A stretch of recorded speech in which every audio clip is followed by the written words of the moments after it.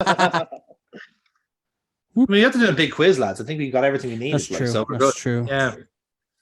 Right then. So Foxy, at your leisure, you're warmed up now. We haven't done a warm up now to get you into the footballing moods. So now, can somebody play the Champions League final music over the call, please? I think we should do like a bad match of the day. That's what you have to fucking play. Because that's all I know.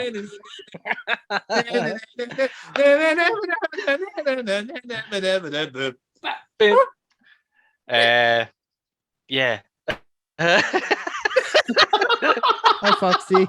Start, Foxy. Come on, you got this. Okay, so hello there. Welcome to a. No, I nearly had a fucking breakdown. The last one I did. Yeah, true. That's why it's not getting aired. But hello, welcome. We are doing a brand new show / stream. It's a World Cup primer because I'm an idiot that doesn't know anything about football. I know one or two bits. Yes, I know. I could see you. I see you. Not an idiot. Judging me. No, not an idiot. You're a novice to football, not an idiot. Okay, fine. I am a novice to football. I know only little bits here and there, but my friends have kindly volunteered to educate me in football, and especially with the World Cup coming up fairly very soon. As of time of recording, like Sunday, it'd be Sunday. Yep. So yeah. During the course of this, like obviously, like this is the primer. They're gonna teach me a lot of things, but during the course of the World Cup, I'm hopefully gonna be streaming it, but it'll eventually come onto YouTube as well, so you can kind of see like my progress or lack thereof as we go along. There will be a test at the end, Foxy, just to be clear. Oh, bollocks. Dave, give us the answers. You're not meant to say it out loud. Oh shit, I said the loud part quiet, the quiet part loud. No, but like I'm joined by my friends, like they've been nice enough to actually we've been talking about this for so long. Like about doing this. So yeah, it just seemed like the right time to do it. Especially with World Cup. But yeah, that's enough of me. Now let's revert to you, which will revert back to me. So how about we start with this then to break the ice, Foxy? What do you actually know of football? Right, give us a synopsis. Where do you start? Kick it in the goal. Kick it. Their goal, not our goal. Kick it in the goal. Take the ball, kick it into a net that's on the other side of the pitch. That is a start. And try not to get like sent off. So and halfway through the game, you switch sides. Yes. Yeah. And then you kick it in the other goal, but still not our goal, their goal. Yeah. So basically, like if I was to use wrestling terminology for this, it'd be like, right, shine at the start, cut off, then fucking cut off, then hope spot, halftime. Oh, hang on. Now, fuck you, right? I'm adding to this, right? Give me those spots again, right? You have a shine, right? Shine. Right. Right. I'm gonna find an equivalent. So shine is possession football. Hold the ball. Yeah. Okay. Yeah. Go for cut the next off. one. Cut off. Right. That's a defensive block. Counter break. Yeah, that's an overlap. Yeah. Heat. That's a heat. That's a tactical foul. Or bad tackle. Tackle. Yeah. Hope is brief possession. Brief possession or actually no, or flurry. Or flurry. Yeah. So that's like laying siege, like crossing, that sort of stuff. Yeah. Ball in the box. Yes. Yeah. Or set pieces actually. Yeah. Set pieces. Am I the only one thinking that football would be much better if they cut promos before each game? Didn't someone try to do that, but it was just for some sort of American football? Yeah. Managers. Kevin tried twice. Kevin Keegan accidentally cut a promo. I don't know football, but I knew about that one. And also, it turns out it's the best promo ever in the world. Well, there was a Dundee United manager who lamped a journalist in a post-match interview. I'll send you the video. Nice. He literally went, "Don't ask me that Splicey. question." He walked past the camera, and you just hear him lamping the journalist. Nice. You just wanted to go full Wealdstone Raider. You wanted to go full Wealdstone Raider before that. Oh yeah, I shall return. You want some? You want some? You want some? I'll give it you. Oh, here, actually, I'll have you. Yeah, you've disabled screen share. And do you want to? Oh, I'll get into it. I'm getting to it. There you go. Right. He's working on it. Foxy, I have legit bought this for you. It is on its way. I have legitimately bought this for you as your Christmas present. All right. I have legitimately bought this. This is not a bit. All right.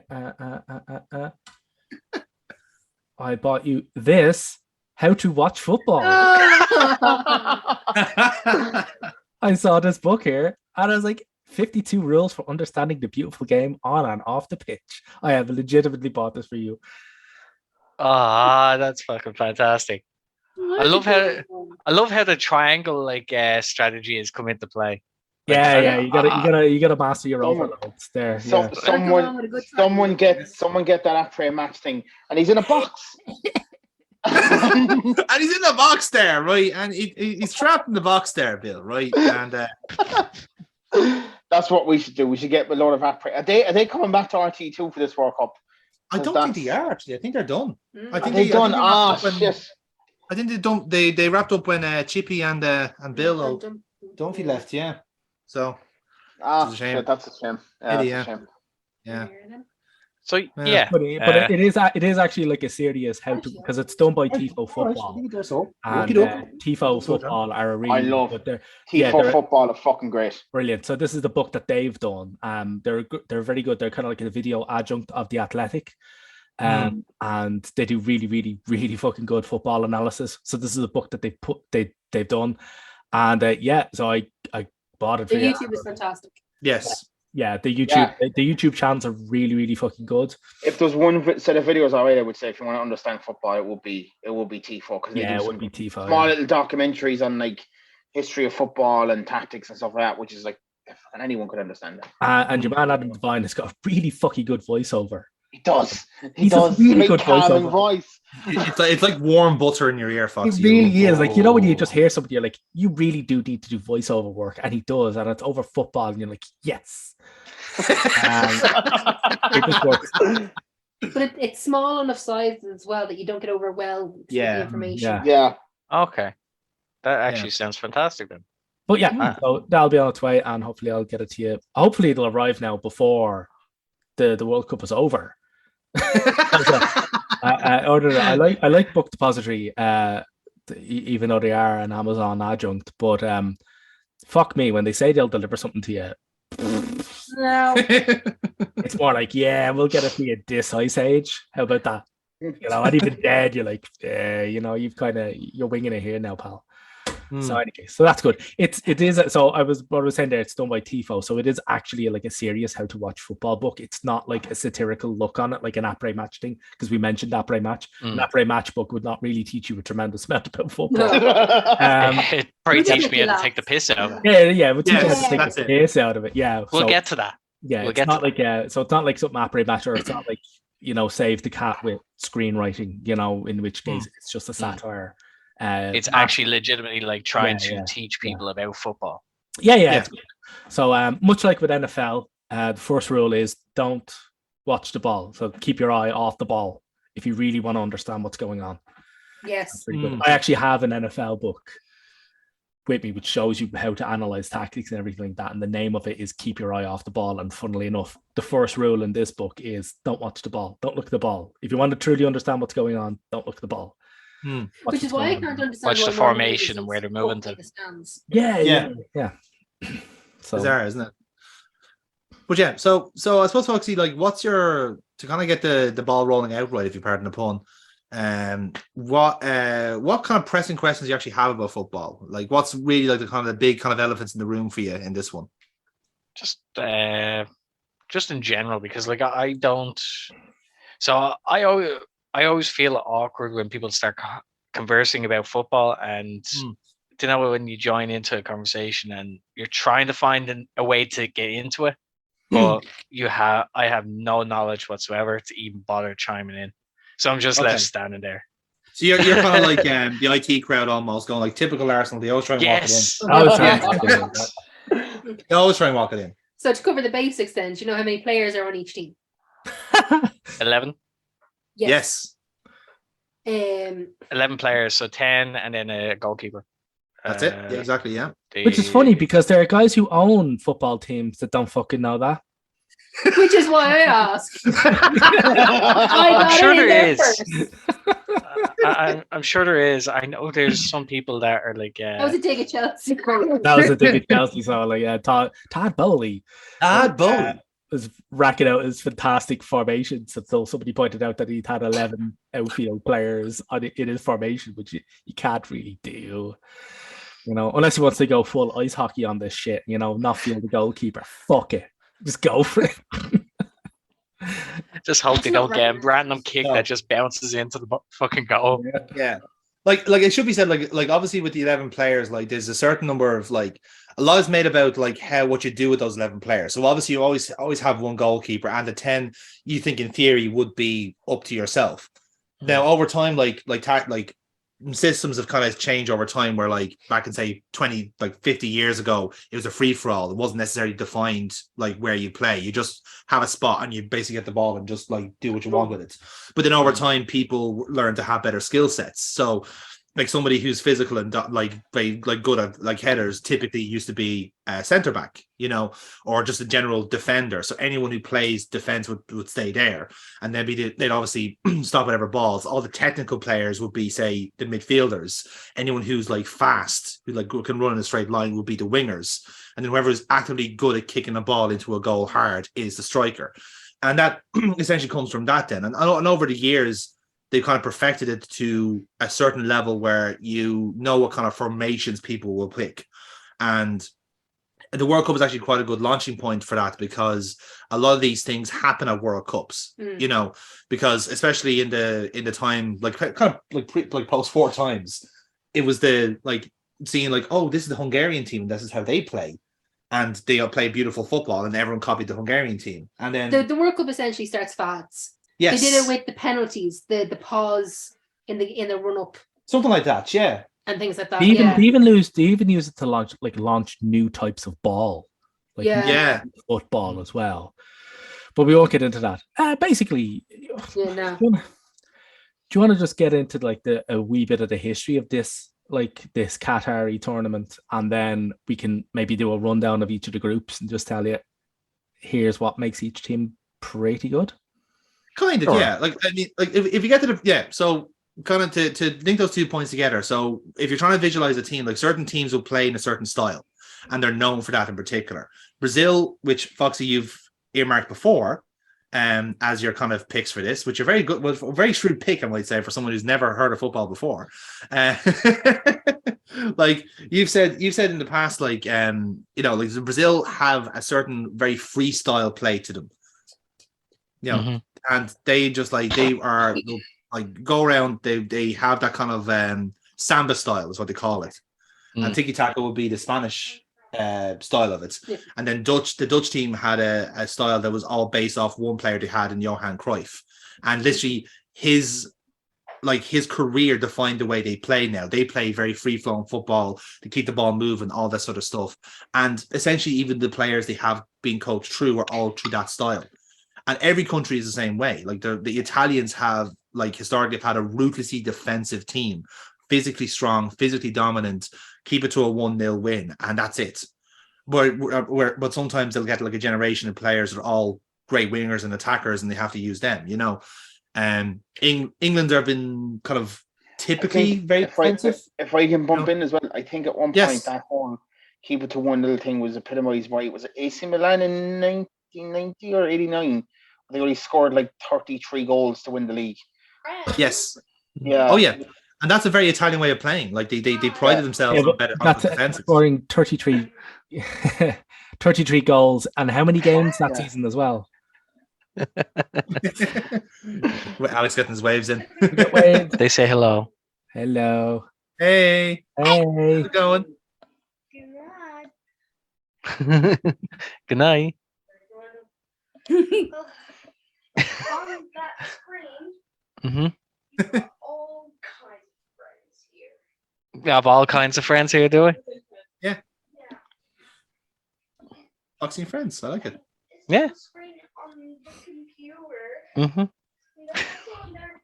You. Wait, great way to derail the whole fucking proceedings. All right. He raises some very good points, though. I mean, yeah. No, but Anyway, like, sorry. but like I said, the World Cup thing though is very good for seeing different styles because then, like even Some teams are just physical. like Germany are Croatia. yeah, they're dominant. They're very physically dominant. A lot of the Eastern European teams would be the kind of same way. It sounds like we're kind of stereotyping them, but that's like genuinely their footballing culture is the way they play the football. Their kind of thesis is to get stuck in there. Yes, It'd be very kind of like a Roy Keane style of playing. a little bit, yeah. Um, Like England would be kind of like in the mold of like big bully defenders, and then have zippy youngsters as the kind of the forwards, and that's kind of the way they've done it. Whereas they pin all their hopes on, and then their hopes die. Exactly, yeah, and that's more that's England though in a nutshell, really. And we you're absolutely fucking spot on. And the great thing is we celebrate it every single time it happens. Every single time it's coming home. If anything, Foxy, the one thing to take away from football is the sheer amount of schadenfreude that happens to other teams. Once you back a team, and any sort of misfortune that happens to the other side will fill your life with joy. And there's no reason for it. It just does. There's no other way around it. Like if something happens to Manchester United, no matter how inconvenient, like I don't know, their fucking like ovens break down in the cafeteria, go fucking Just everything. average club. You know, it's the way football fandom is. Being a Man United fan for the last fucking decade has been absolute torture. Seeing as Arsenal are getting better, Liverpool have dominated the league. Well, Liverpool and Man City have basically been dominant for the last 10 years. Chelsea have also had their moments, although they're probably not going to have their moments for much longer. So, and we've just sort of just been there. Physically, we're there. My denial bubble. Okay. But yeah, when it comes to United, but that's mainly just because of our very, very good American owners, which we all love. Yes, definitely don't hate. Now we should be clear. Like there is a distinction between the club football and international football. Obviously, with club football, especially in the English kind of Premier League, which is quite literally the Premier League in the world, there is every team kind of has a different flavor to it, and it's almost like club oriented, and down to coaches as well. So coaches bring their style, their players, and they play in a certain way. But that's the English league. The English league is a bit of an outlier there, because again, if you go to watch, say, the Bundesliga in Germany, a lot of German teams play the same style. You know, Equated to wrestling companies. Certain wrestling bookers hire specific wrestlers for a certain style. Fucking spot on, Kier. That's absolutely spot on. Because like I said, you imagine something from, say, the X division could be your equivalent of, say, the Dutch football. Mm-hmm. Like it's not the biggest league, it's not the biggest division, but they play a certain really high-end entertaining style. Flashy. Then you have, might say, like, again, an equivalent. This is not a perfect equivalence, but say like New Japan could be like, say, Serie A. Yeah. Physical, long, patient matches. You know, kind of way. And full of corruption. I'm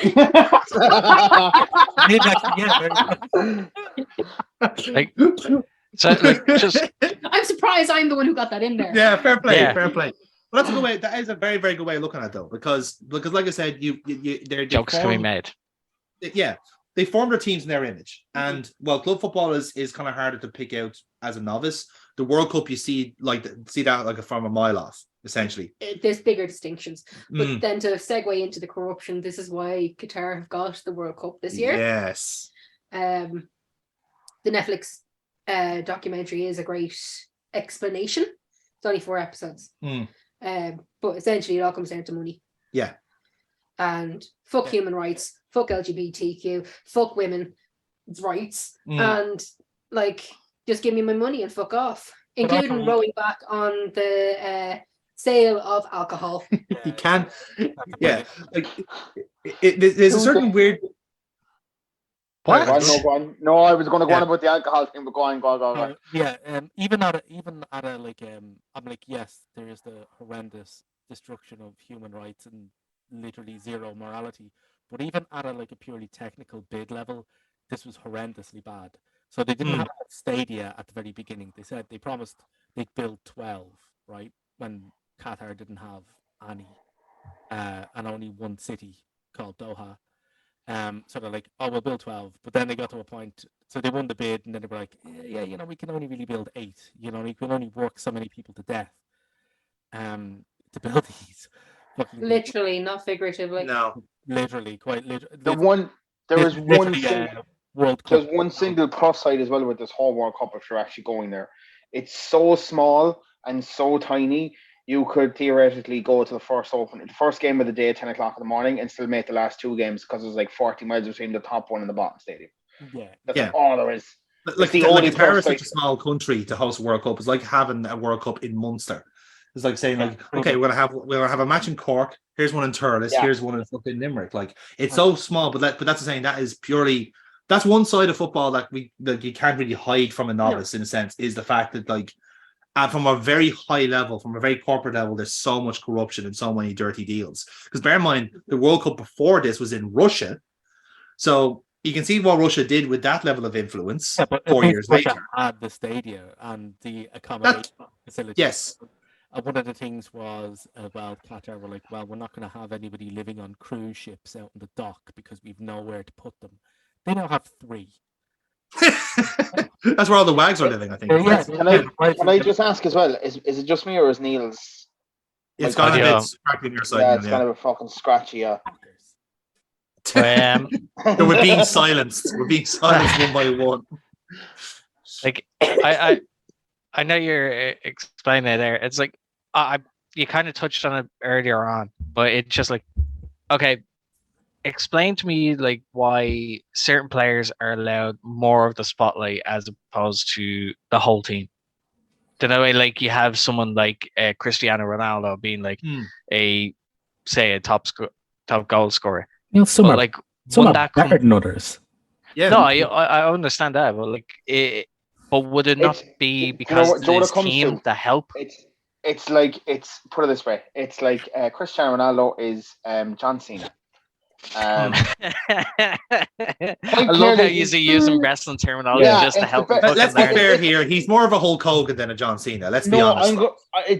He's more of a Hulk Hogan. Quite clearly, he's got an undercard that's probably half of the wrestlers are better than him at this point. But it's fucking Hulk Hogan. He's still making you the money. Like, Ronaldo's 37 years old, but from a marketing standpoint, until he retires, is the biggest football player on the planet. Yeah, like that's the thing. It's because football is so accessible. Like it's the biggest sport in the world, and as much as say NBA and NFL have their individual superstars, they don't penetrate as many markets as football does. It's a global sport. That's why the World Cup is like literally watched by the entire world. It's not as if like the Super Bowl can kind of be broadcasted in most things. That's one-off game. The World Cup can run every year if it wanted to and would have the same market value. You know, and most countries have a chance to get into it. Exactly. Everyone has a fair shout in a sense. Well, theoretically, yeah. But in terms of why certain footballers have more sway, it's diva. It's the fact that they brought in the goals, they brought in the money, they brought in the marketing. So they got people watching, they got people buying the jerseys. So they got people going to the games. Yeah. And there's a lot of people and a lot of countries and clubs who put a lot of sway in getting people into a stadium because of the atmosphere it creates. The difference between how football was played during COVID in empty stadiums versus full stadiums, world of a difference. It is. It's huge, and it even affects how the teams play as well, because stuff like psychology comes into play. Yeah, like I said, they're still human beings, but like from strictly footballing sense, a lot of them are considered as commodities. You know. Because like Ronaldo is a commodity, Messi is a commodity, Mbappe, all these names you would have heard of outside of football are, as you said, draws. They transcend like their actual sport. Like Michael Jordan with basketball. Like, LeBron James. Exactly. Like whether you know what they do or not, you know them. Just because. But you are right in what you're saying, though, in a sense. Like, you are right in saying that sometimes a team should get the credit as well. And sometimes that's the case. It's very rare, especially in the World Cup, because of just the nature of the competition. It's a knockout tournament for the most part. You have group stages at the start where it whittles it down to the last 16. And realistically, you want to have the best players on your team in order to fucking get the scores. No, I Yes. get that. But much of that point, though, sometimes it's not necessarily down to individual class because No, it's any team. player can have a bad game. Mhm. You do need the teams beforehand. So, like a very good example, let's say, was last World Cup's winners, which was France, right?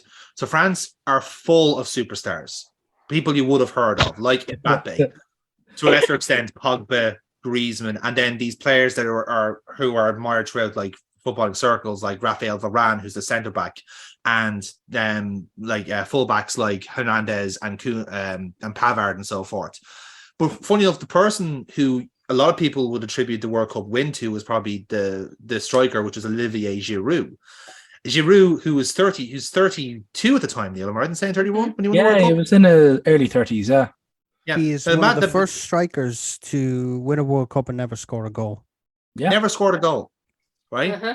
Now, this is where that's what I'm saying. Like, this is so counterintuitive, but this is down to how a team plays better, because they could have played. There was recently a player called Karim Benzema won the Ballon d'Or. Mm-hmm. He's from France as well, but he wasn't in that squad. He wasn't allowed in for reasons very much outside of football, I'll be honest. But hey, wait a minute. This leads into the wrestling team because they are weird psychosexual reasons. So it leads perfectly into the wrestling. So basically, that's true. Actually, yeah. He was given He was redacted. He was redacted from the French squad. Yeah. We won't go into. We won't really go into it fully, but he was given a 1-year suspended sentence for blackmailing a teammate with a sex tape. So he was Brad Maddox, sorry, not Page. He was Brad Maddox. He's Brad Maddox, yeah. Yes. Brad Maddox. He held the camera. Yeah. Now, but going to the point, he didn't actually make that squad. It was Giroud who was his replacement. And as Dave said, he didn't score a goal the entire tournament. But what he did was, because he was playing essentially a different way, like instead of actually like proper taking like attacks the goal all the time, he was playing other players in. So when he was doing the dirty work, he was creating the opportunity for them to actually get exactly, the yeah. And that's down to the team dynamic. So sometimes, especially in the World Cup, it is actually actively the best team that play the most balanced style and say more defensively sound, but have their own teammates over. Exactly, yeah. And also, Foxy, speaking of French football, you can also mutiny. This is another little AEW factoid. The French team are very well worth a watch of the World Cup because they either win it or the team go on strike. So Raymond Domenech was the manager of France in the 2010 World Cup, and certain players didn't like that. No, to say it lightly. They didn't like his style of play. If I remember right. That's down right, tools. Now, Foxy, this brings up a very, very grey area of Ireland. Should have been in the World Cup, but we won't talk about it again. No, it's not a grey area. Ireland should have been in the World Cup. This the handball. So they down tools. I remember this. They down tools, right? They down tools in the 2010 World Cup, and several players, including I think it was Florent Malouda, Thierry Henry, and a few others, basically got dropped by the manager. The nightcap part of that too? The biggest names got dropped, and then they went out at the group stage. Yeah. They crashed out without scoring a goal, didn't they? Yeah, that's right. Yeah. That was the South Africa World Cup, yeah. Yeah. But like I said, that happens. The French love drama. We all know this. So yes. Oh no, they're weird. They're like it's like a mad telenovela. In they didn't get their siesta, so they striked. Yes. Yeah. They didn't get their naps. But this was also during a time when players wielded way more power, or at least they thought they did, than they actually did. You know, like Thierry Henry at the time was probably back end of his career, near retirement. Yeah. But all these players who are playing for Chelsea thought they were the dog's bollocks. Like, thought we don't need to train. We'll just rest. We need our rest. You know, we need to get our massages and facials and all this shit. Yeah. They were divas. Yeah. That tied into Kier's diva point. Yeah. Yeah. Also, Domenech was not a very nice coach to play under. I remember an interview with Arsene Wenger. He was talking to Robert Pires before he went away on international duty, and Pires looked like he was being sent to death row. And Arsene Wenger, who is French, obviously, you could probably tell by his name, he's like, but Robert, like, it's the French national team, like, you're playing for your country, like it's you're playing for France, like one of the elite squads in the world, like, why are you like this? And he recalls Pires just shaking his head and goes, Arsene, you don't know, it's Domenech. it's Dominic, you don't know, and walks off. And he's just like, Vegas stood there completely perplexed. This is a man who knows probably more about football than any living person ever. And he's just, I had no idea what the fuck, I had no idea what to say to that. I was like, and the annoying thing is we never really found out why. Yeah. That's the really I annoying think thing. the only real expose on it was the Nicholas and Eka documentary on true. They kind of delve into that. Anelka's like, Anelka 10 clubs. But amazing footballer, fucking so good. No matter who he played for, he was phenomenal. But that's one thing actually. One point that Aaron made there. That's one point that Aaron made there. The World Cup is a great spot for a mercurial footballer. You will find a favorite footballer from the World Cup. I guarantee you, because every World Cup makes one, right? Or a young up and comer. Yeah, Divock Origi is a prime example of someone who burst onto the scene with a very mediocre footballing ability. Yeah, would bust his gut for his country. That legacy. Oh yeah, but he busted his gut for his country. But when it came to club, he didn't have the same enthusiasm. Like, you'll get a few players who will play 4 World Cups for their country, but they'll never play for a top club. Yeah, one famous cult, you get cult favorites in the World Cup, right? Probably the one of the famous one and one of the oldest ones, quite literally, is a player called Roger Milla, who played for Cameroon. Now, again, with the way the African countries qualify, usually it is like the queen rising to the top. This is a bit different this year because some of the big hitters are missing. But typically, you see the same African countries qualifying. In the old times, it would have been Cameroon, and it would have been and Zaire and so forth, and Nigeria, of course. But Cameroon always had Roger Milla playing up front, right? And he was probably there for like 3 World Cups, I want to say. But the hilarious thing is, and this has been a common trend in African football, is that a lot of people lie about their age. Right, for eligibility rules, because sometimes to get a work permit you have to be over a certain age or under a certain age, right? So you're more marketable obviously if you're younger because you have more of a progression in your career.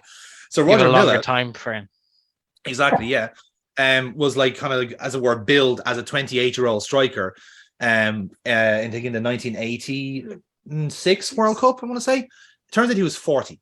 That was 1990.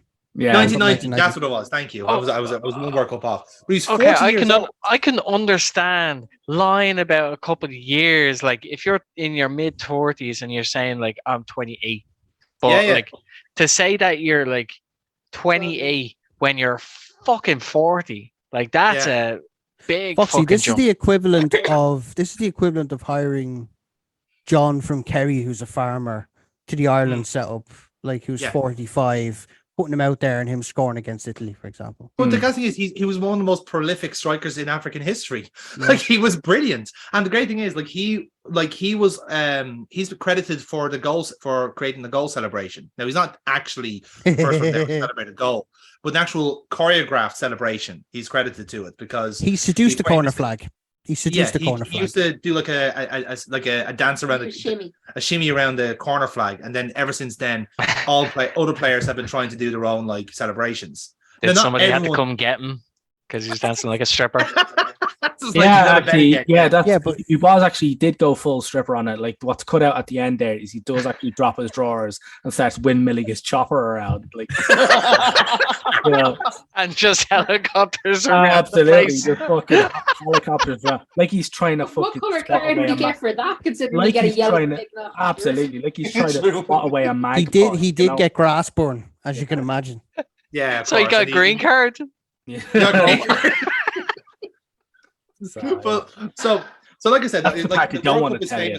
Fucking big soccer don't want you to know windmilling his dick in exultation. It is one of the biggest conspiracy theories going, isn't it? Like, it's a bit racist. I'll have to admit there is a tinge of racism to it, absolutely, because of the absolute howitzer that he was whipping around. Tinge? I think there's a lot. It was something that Kim Jong-un would launch into the Japanese fucking sea, right? Yeah. Actually, And they would start worshipping it. Will he even make it to the Japanese Sea? I doubt it. I don't think he's leaving there. Actually, here's one for you, Foxy, right? This is a famous one as well from a historic World Cup. I think it was the Mexico World Cup, which was 82, Dave, was it, or 86? I can't recall. 86 was Mexico 86 because Maradona didn't get tested because it's Mexico and he was on coke the whole time. That's right, yeah. Now, that separate issue. We'll get to that. Just a quick side note, Maradona loved his coke. Absolutely loved his cock. He loved his cock. He loved and he's devil for the drink.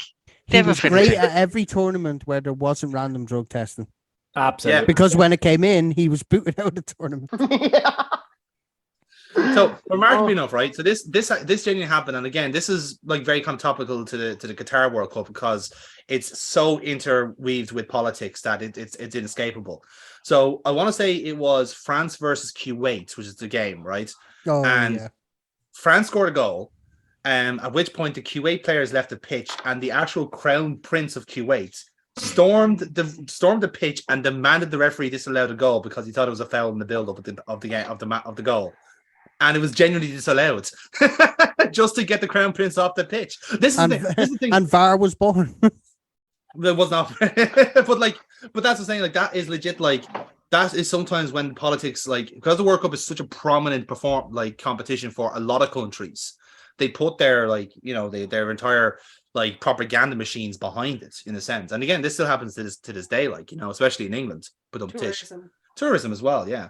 But legit, the actual politics of it was something you can't really avoid, and that's just a very obvious example of it, where they just abandoned all pretense and said, no, we want to win. Kuwait still ended up losing 2-1, but that's they tried. They're up against France. Good luck not being down 10-0, But on the point of cult heroes, you're gonna find one. The World Cup always generates one. I'm trying to think now who is some kind of more recent favorites. There's always, when you're looking in the squads, when you see a name you recognize, you really get a pop for it. It's like a nostalgia. I think South Africa 2010 was Shambhala. He scored. Shambhala, yes. Game. Yeah, if you think he scored in the opening game, did a dance in the corner flag. Yes. Most people who watch football, if you think of the 2010 World Cup, you think of him. It's the first fucking name. I can't remember anything that happened in the 2010 World Cup. Mainly because I was doing my leaving cert at the time. And everyone had it on fucking mute. Fuck off. Am I the youngest here? Yeah. I think so, yes. Oh, that's great. That is. Now, how old are you, Kira? You don't want the podcast, recording. Well, I'm 34, I think. Actually, you're not the oldest. I'm 32. I don't remember my age half the time. Okay. So, You're doing what I'm doing. You're doing the whole Dorian Gray approach to aging. It's like, if I don't know what age I am, I don't actually age. There's a portrait in my attic that ages for me, and as long as I don't look at it, I don't know. That was the secret behind the spell. As long as he didn't know how old he was, he'd never age. I forget my age quite an awful lot. It's because I don't pay attention to it. Yeah. Kira's younger than me, surely. The silence is... What? No, that's wrong. You're Do not press the issue. I'm pressing the issue because I can't believe it. I did my leaving cert in 2004. You did what? I did my leaving cert in 2004. Okay, no more need said. I can calculate it. It's fine. Say less. Because I remember when I done mine, so I'm just Yeah. Well, cool. but getting back to the point, like I say, you'll find players you love, and you'll find teams you love as well. Yeah. You'll always have even though obviously Ireland are not in the World Cup, so you automatically try and find a team to back naturally yourselves. Normally people tend to go geographically. They tend to either support England, but it's a very ironic support. It's very much oh, go on, England. Oh, you got knocked out in the quarterfinals. Oh, what a shame. What a terrible shame that is. Oh, better luck next year. You won't win next year. And it's purely down to that. But I literally pray for their demise. It's the last two tournaments, we still sang It's Coming Home in the most ironic way possible. Because we know especially when they got knocked out. Yeah. It's everyone's going, it's coming home. We hope it doesn't. But it is. But we hope it doesn't. I got so fed up of them saying that it's coming home that the women went out and did it themselves. Yeah. I mean, they did. The biggest thing I can say to you, Foxy, is it's a culture. It's it's an intertwined web of like a million different things. So, like football's a game, yeah. There's the rules, there's the players, there's the teams and stuff. But it's like the culture of the whole thing that brings almost every country in the world together because it's the same thing. The kits, the teams, the obscurities that you'll find. Like I remember '94. Good chance. Yeah. The Colombian goalkeeper, for example. Oh, The what's his name? Scorpion kick save. Gaeta, wasn't it? Rennie Gaeta. Yeah. But you know what I mean? It's like you'll remember the obscure little things, and like there'll be kits that you'll go out and buy. You don't support the team, but I have Mexico's 1990 shirt, 1994 shirt in my wardrobe because I fucking love that shirt. Yeah, because I had the kind of Aztec kind of Mayan pattern, the goalkeeper jersey for that year as well was fucking crazy. It was that kind of mad multicolored thing, wasn't it? Yeah, Adidas had a template. Yeah, I remember. Do you know who has a kit like that this season? Like, just noticed from FIFA because I'm playing in the French league. FC Lorient has a sort of mental sort of fucking kit like that. The goalkeeper kit is a lot like that old Mexico kit. It's like it's a paying homage to it. It's I wonder what French people sound like when they say the word cork. La Cork. Le Cork. Le Cork. Le Cork. Right. Random. But even Kira's making that point because, like, she mentioned, like, I think it was in the Euros more. Yes, it was the French Euros. Yes, it was Iceland. I think it was 75% of the population of Iceland. Left to go to see the World Cup, the Euros in France. They do this clap at the end of every match. I think at the start of every match. They just do it all the time. They just do it all the time. Yeah. Before, in between, after. Yeah. Oh, sorry, Foxy. Jeez, I didn't. Who you left there, Aaron? Fucking Cork people. Sorry, Foxy. I didn't mean to say. Do you want to? Seeing as how we're on the cusp of a World Cup in about 2 days, do you want to explain? Do you want to just run through the whole format? Let's do that. Yeah, so because initially we're trying to blood Foxy into football. There's no club football anymore, not unless you want to expose them to League 2 stuff, and let's not. No, the hosts don't have to qualify. Yes. So the first they just get an automatic pass, is it? Yeah, they do. Yeah. Same with the Euros. As our quiz, that precluded this state that only came in 2006. So again, yes. So I think who hosted in 2006? Germany. I think they complained. Yeah. I think they didn't qualify that year, if I remember right. I think it caused such an upset that they didn't qualify. That rings actually a bell, doesn't it? That was why that rule got brought in. It was like, or am I getting it mixed up with the Champions League? No, you get mixed with Champions League. Liverpool won it and finished 7th. Yeah. I think that's what it is. That's what it is. Yeah. And they had to go into the first qualifying round and play 6 matches or something before they actually. Which is that's right. Yeah. Yeah, so maybe they just saw the writing on the wall with that and went, "Oh, well, let's not get." It kind of sweetens the deal as well. Like it's the incentive for the countries to bid for the World Cup as well. Not that they need incentive now because you're making money hand over fist, but yeah. So we'll go to groups and let you know what happens. So like obviously Qatar being teams have to basically win their respective kind of regional qualifiers. Yeah, qualifiers, right? And then they all get drawn to groups. So there's 32 countries are taking part in the World Cup this year. For now, it's going to be going to get expanded, but we'll get onto that later. We'll get onto that in 4 years' time. It was 32 teams that qualified for the World Cup. Not that there was 32 teams that wanted to be in it. There was a whole lot more. Yeah. Probably every country takes place. 32 actually are taking part in the tournament. Hundreds of teams qualify or go into qualifiers and 32 in the groups, and then the winner of those groups go through to the actual tournament. Exactly. Yeah. So now we're in the World Cup, the starting group stages, which is groups of 4 teams, A through H, and basically what they do is they draw them from each of those regional tournaments, that the regional tournaments that we were talking about there earlier on. So it's basically one team from each. You can't face a team from your own one until you get into the later stages. It's kind of segregated off. Like and it's down to seedings as well. So like seedings. So Europe would be the exception to the rule because there's so many teams in Europe that like Wales are playing England, for example. Yeah, exactly. But you can't have more than 2 European teams in a group. Yes, and same way the South America, Asian, because you have much like lesser kind of like numbers, they tend to get paired into different groups. And another example as well. Like so Group B has England and Wales. Group C has Mexico and Argentina in it. Fucking who else? Group D, not Denmark and France. No. Oh yeah, Group E is Spain and Germany. Yeah, Group G, Serbia, Switzerland. Yes. Yeah. So like your average group typically is like say two European countries and a potluck between a South American or North American team and an African or an Asian team. Typically, like it's very rare you get a full kind of like 4 from different confederations. We do have a few groups in that, but on average, because of how many you get in Europe, you normally get that. Actually, it's a weird. Group A is a very odd one because that got Qatar and Senegal in it, so that's a rarity of 2 African teams in the same group. Indeed. So we'll if we rattle through. So obviously, the way the actual format works is you have your 8 groups of 4, and they all play each other once in the group. So every team gets a guaranteed 3 games in the World Cup.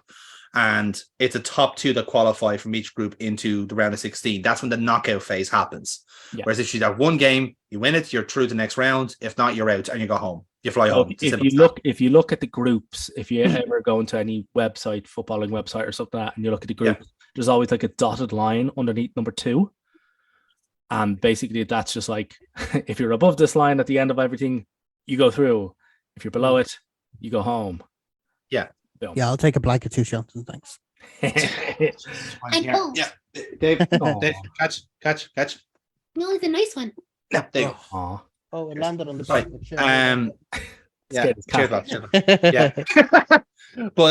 yeah, so the way so the top 2 and the way it kind of balances out is that they have kind of locked in who faces who in the knockouts, and it's all down to the group stages. So in this case, say Group A, the winner of Group A typically faces the runner-up of Group B, and then the vice versa of that is on the opposite side of the brackets. So you kind of have an idea already from the group stages who you're more likely to face in the round of 16 and quarterfinals. And if you're some of the bigger teams that kind of expect to qualify for the round of 16, you're already planning ahead, anticipating who you might face down the line. And this is where the exciting part happens, because as much as conventional logic will tell you that this team should beat this team and so forth, you're always going to get surprise packages. And that's hopefully what we're going to see now in the groups this time around. There will be 1 or 2 surprises because... Come on, Canada. In Canada's a great example. Yeah. And you know what the thing is? I've converted so many people to rooting for Canada now. It's fucking hilarious. I don't know. I think it's kind of like a fucking... If I convert like 4 or 5 more people, I get a free green card or something like that. Free poutine in every recruitment. Yeah, exactly. Yeah, like the reason I'm looking forward to seeing Canada is because one of St. Johnstone's midfielders, David Wotherspoon, who played for Hibs as well, is in Canada's World Cup squad. Oh, God, nice. Isn't the Australian team actually have more like Australian? They have 6 players. 6 Scottish players in their team. Yeah, they're doing what Ireland did in 1988 and 1990 and 1994. They're basically taking that by the bollocks and saying, "Hey, you're Scottish, but your fucking grandparents are Australian. You know, we're gonna offer you a spot in the squad." And yeah. So true. So not directly, but like indirectly. Yeah. So the furthest you can go, Foxy, to qualify for a national team is your grandparents. So say your grandfather was French, but you live in fucking Nigeria or something. If you're good enough, you can play for France through your grandparents. If you look at all the players that are playing for their countries who are born outside, you'll be shocked. Like obviously France had colonies in Africa, so the majority of their players like representing from that, like for instance, and hence the racism. Yeah. Well, like a very recent example of that, if you look in the Polish squad, you'll see very Polish names, and you also see Matty Cash. No, he's got his name changed. They changed his name. He actually does have a Polish. He's his maternal name, though, isn't he? Yeah. He's got a Polish passport, and it's literally just the translation of Matthew Cash into Polish.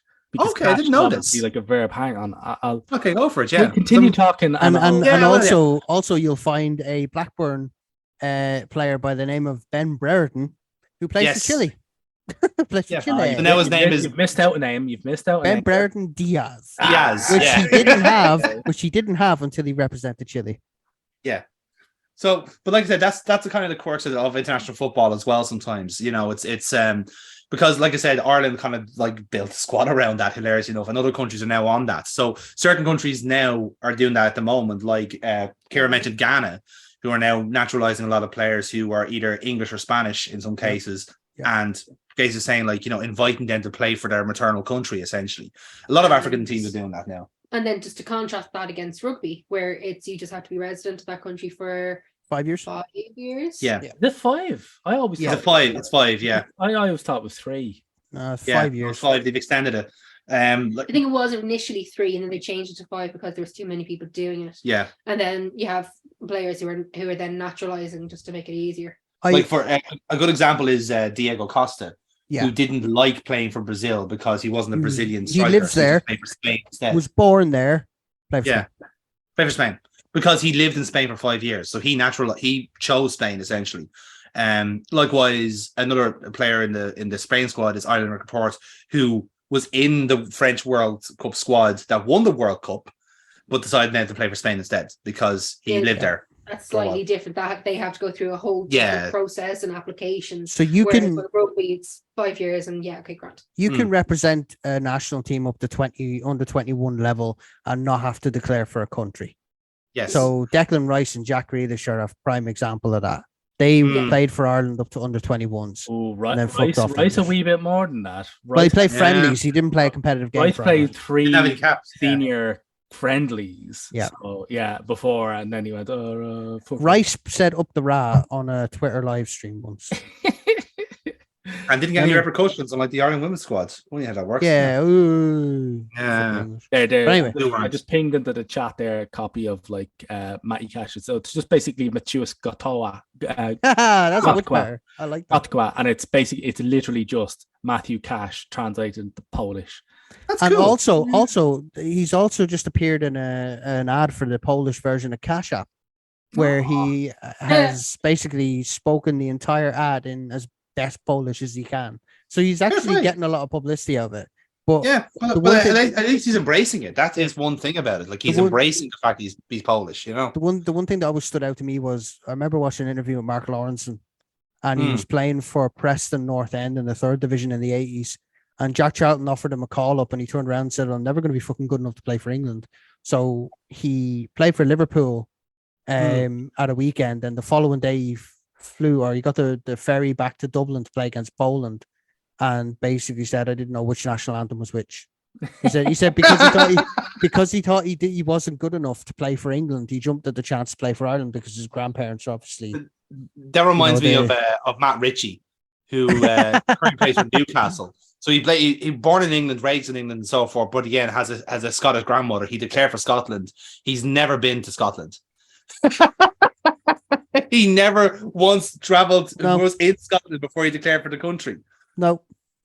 Fucking hilarious. Anyway, we're sidetracking. So, but like much of the thing about like the reason I'm kind of talking about like the way the format works out, because again, you often kind of can see how teams are going to face off then as well, because a lot of teams have kind of actual stories and narratives going in. So a lot of the big countries will have like a hope and dream to try and achieve in this World Cup, like is often the case. And you get bought in then to the thing. That's why people like it's very prevalent in this World Cup where you have fans who are they're not native fans, but they just like the team and they're backing the team, mainly because Qatar are paying them. Yeah, they were bought. Yeah, exactly. That's a separate issue. So look, we'll go through the. If you want to, you were talking about stories and talking about the teams. We'll go through the groups. Yes, and we'll give you the kind of the headlines. Give you a nice little hoedown on each of the squads and the countries. Yeah, exactly. Right, so we'll start off with Group A then, right? So the first match outright in the World Cup is Qatar versus Ecuador, right? That's how the how the draw came out. And elsewhere in that is going to be Senegal and the Netherlands. So big bullet points. Obviously, Qatar are the hosts, so you'd assume home advantage. It is kind of like an unwritten tradition that the hosts always win the first game. Although, granted, about $8 million into the accounts of all the Ecuadorian players will help quite a lot with that, apparently. But they'll have to salacious rumor. They'll have to pay a lot less. Ecuadorian players are famously low rent. But in any case, yes. 7.4 million was the rumored amount that Qatar paid to win that game. Yeah, allegedly, so all Qatar had to do to qualify for this World Cup was shower a load of FIFA execs with cash and Rolex watches. Yeah. So funny enough, in this group, they are fully expected to be the butt munchers. They are going to get just squashed in everything. Yes. They are fully the worst. My mind harps back to Saudi Arabia in 2002. Yeah. Don't wear tracksuit bottoms when you're in goal, Foxy, whatever you do. No. We don't do that anymore. That's kind of like our really bad blue shirt era. Just a thing, Qatar warmed up for this tournament with some friendlies against Northern Irish club side Linfield. And they were humiliated by them. They also played the Croatian under-23s. So they played the under-23 team from another squad, and they were whopped 3-0. So incidentally, they were also in our qualifying group for the World Cup themselves. So in our group, we had Serbia, Portugal, Luxembourg, Azerbaijan, and Qatar. They were basically essentially invited to play in the group on a non-official basis. So all of their games were friendlies. Yeah, that was really bizarre because they were asked to play in the group section, despite the fact that they didn't have to do it. They were weird. Yeah. But in case, that doesn't matter here. So Qatar, when you look at that, you look at Group A, think Qatar, think bottom, think shit. Yes. They're there's no expectations for them to do anything in the tournament. There's no talent. It was just it's just because they have money. No, that's all. They are going to be the jobber that you roll out in a dark match. They get squashed. They're Mikey Whipwreck. That's it. They're Mikey absolutely whooped. Actually, no, they're not even Mikey Whipwreck. They're not even remotely likable. It's Colin Delaney. They're Colin Delaney, right? Simple as that. James Ellsworth. No, Ellsworth. James Ellsworth. There we go. Yeah, winner. Yeah. So then we have Ecuador, who mired in a bit of controversy as well because they feel the eligible player in their crunch tie against Chile. I want to say, Neil, yeah, was it Chile? It was Chile. Chile. They had a kind of playoff game to qualify against Chile. Yes. And they fielded an illegal player, and somehow still qualified. And what's been done about this? Money. But the team are actually. Do you mind me asking, like, why they're illegal? Like, because they're not registered in time, or they're not registered to play for the national squads. Like the actual paperwork is they have to be in the actual, that we declare to the team. They have to actually be obviously registered, the whole kind of like Ecuadorian passports and so forth like this. In that case in particular is because the team that they actually fielded was from Colombia and they hadn't declared him to be Ecuadorian in time. So he was technically playing for a different national team when he shouldn't have been, basically. That is a purely paperwork thing and he rushed through it and hoped that nobody would notice. But obviously because they got noticed. They got noticed, obviously. Yeah. But they just paid off. Paid to notice these things. Yes. And shockingly enough, like, it's money. Yeah. And that's all it was. It was purely down to money. But outside of that, they are an interesting team in a sense. Like they have individual players who are breaking out. They're like young, exciting players right now who are playing in prominent leagues. But there's not necessarily enough to make a best team. But there's a good spine to it. So they're not necessarily. They've got great players. So one of the key players you'll probably hear about plays for Brighton. It's a player called Moise Caicedo, also known as Nino Moy. He's a brilliant box-to-box midfielder. So basically he plays kind of through the center of the pitch. And basically it's what's called the number 8 position because if you're going by formations, the number 8 has always been a central midfielder, essentially. That's the kind of the token name for it is a number 8. Exactly. And his dad also represented the country at a World Cup. Yeah, that's right. So, he's easily going to be their star player. Really, really good, very good player. Their captain is also another former Premier League player called Ener Valencia, who now applies his trade in the glue factory that is Turkey. The Turkish league, I should say. Turkish league. Yeah, Super League. They're like the NWA wrestling. They're just all the old people go there to die. That's essentially what they are. just because you kind of like talked on it. With the NWA champion, fucking Brodus Clay. Yeah, he's the champion now. See that face? Podolski moved there to open a kebab shop. Yes, he did. He looks. Actually, yeah. Oh, yeah. I imagine it has happened, but like, how prominent is it to have a second or third generation actually play for the Huge. team? Oh, It's actually big. huge. It's Yeah, quite big. massive. Yeah, no. Yeah. It doesn't Like, actually especially happen. in African countries, because one country we'll talk about later is Ghana, and the two most prominent players are Jordan and Andre Ayew, who are the sons of what's known as the best Ghanaian player ever, which is I can't remember his surname, but it's the actual first name, but the surname is Ayew as well. So their dad was basically the best ever Ghanaian player, and they still get picked And for the team regardless. And they're his captain. Yeah, they're two brothers who play for their national side. Yeah, essentially, exactly.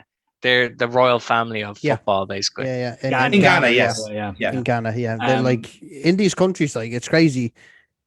There was a couple of football players in South America. I can't remember which country it was. That these guys get invited to presidential palaces and get like days named after them. For happens a lot in South America. Like Venezuela had that. I think Colombia had that as well. Colombia, I think it was. Falcao, I think, literally had a meeting or had a celebration one day for what was it when he won the Europa League with Fulham or not Fulham with Atletico. He went back and he was a king. Yeah. Like in South America, like football is a huge part of their culture, which is why Brazil and Argentina are like almost like fundamentalists when it comes to football. Kind of way. It's because it's a street sport. It's what you play in. It's a religious poverty. thing. It's also the only way out of a lot of the poverty. Yeah. So to get back to Ecuador, expect them also to go out of this tournament alongside Qatar. Funny thing, I mentioned Enner Valencia, their captain. He's very famous for being confronted by policemen in the middle of a game from the last World Cup. He was confronted in the middle of a game over 13 grand of unpaid child support. And so he responded to this by faking an injury. So he'd have to get stretchered off on one of those motorized buggies and had them pilot him towards the exit as he was being chased by up to about 10 police officers, 2 of whom were in riot gear for some weird fucking reason. So he's got the weird shit that happens. He's got the quick wits to succeed, I think. They definitely's got that quick wits. He's like, oh no, they're coming after you. So 13 grand of unpaid child support, and he's like, I better fake an injury. Get me out of here, lads, please. The police are after us. It was like a telenovela. Yeah. Oh, totally. But also due to the ridiculous timing of this tournament, there's a fair number of teams, right? Because the World Cup does not take place normally at winter; it takes place over the summer. But due to the ridiculous time of this, Ecuador are going to be missing a lot of key players. And unfortunately for them, they don't have the pedigree, they don't have the depth in squad to afford to go into a tournament like this with anything less than 110% full strength. Yeah. So they're going down with Qatar. So they're coming in third in this. They should do anyway, yeah. Yes, they should do anyway. So next after that then will be Senegal, who are the current champions of Africa. So Africa run their own kind of like regional competition every 2 years. We do the same thing in the Euros, and so does South America. Most of the confederations run their own regional championships in between the African World Cup. Yeah, the African one is called AFCON, in case you ever hear anybody say, oh yeah, they won the AFCON, and you're like, the fuck is that? That's African Conference or Cup of Nations. Yeah, the African Cup of Nations. Yeah. The Cup of Nations is also what they. So they won that competition last year, and they beat Egypt to do it. So the kind of the interesting narrative there was that the best player for Senegal is Sadio Mane, and the best player for Egypt was Mo Salah, and at the time they played for the same team in Liverpool. So they have a kind of like a friendly rivalry is the best way I could describe it in who could outperform each other. That's changed now because Mane's left Liverpool and Salah stayed. And Senegal are still considered to be the best African team, really, because they've got good players in good positions, and they all play for prominent kind of teams in Europe. So like their goalkeeper plays for Chelsea, for example, their best centre-back plays for Chelsea.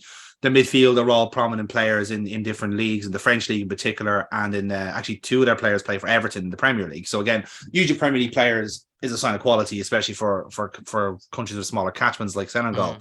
But the big problem they have now is that Sadio Mane, who is by far the best player in Africa by a country mile, should have probably won the Ballon d'Or ahead of Karim Benzema going by performances.